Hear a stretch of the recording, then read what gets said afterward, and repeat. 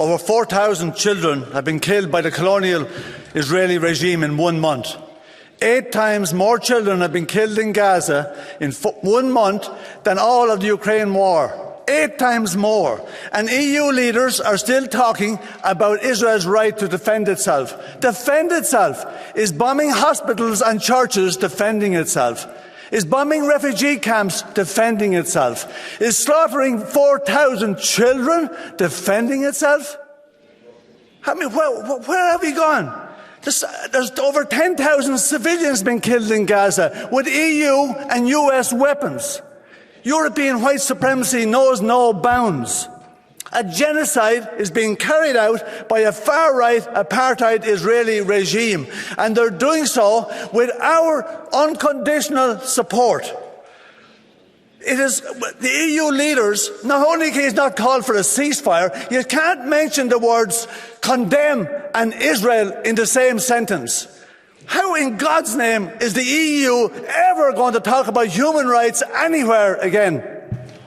Israel does not have a right to defend an occupation, and that's what it's been doing for all of these years.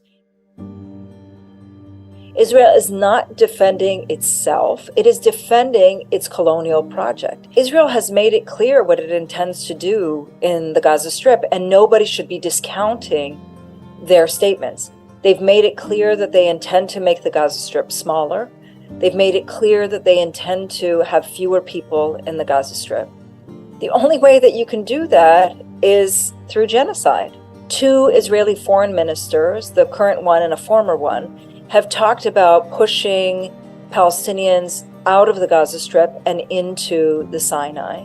And they've even talked with such audacity to say that the Arab states should be picking up the tab by building what they call tent cities.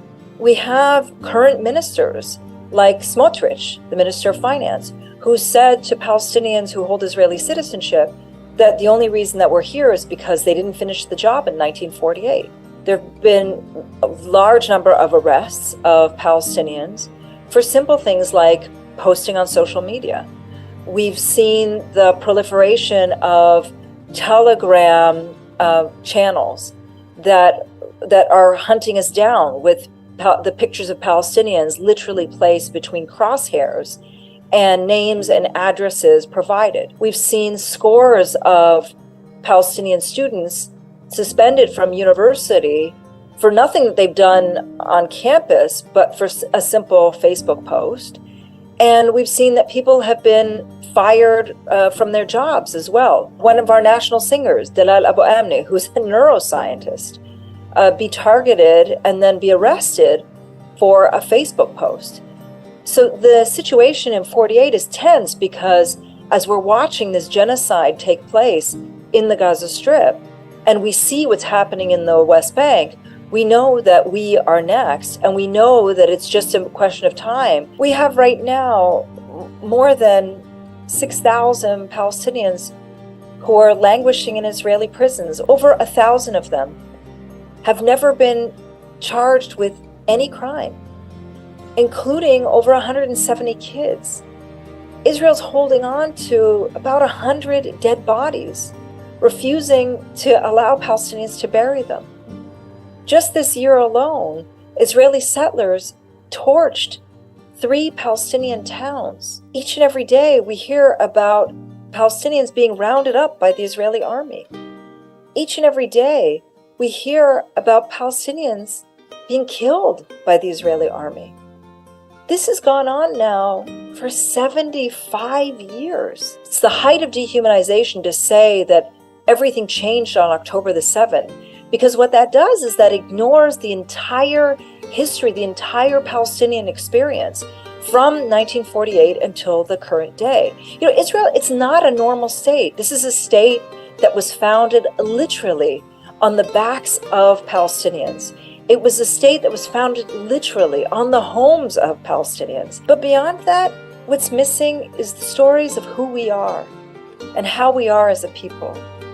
Palestinians love life. And each one of the Palestinians that Israel has killed had hopes, had fears, had dreams, had a life. I wish that international journalists would humanize us and see the humanity in us that they have given to other people around the world, including to the Israelis. But instead, it's become so commonplace to dehumanize us, and our suffering has become so normalized that they can't ever imagine that we would ever lash out.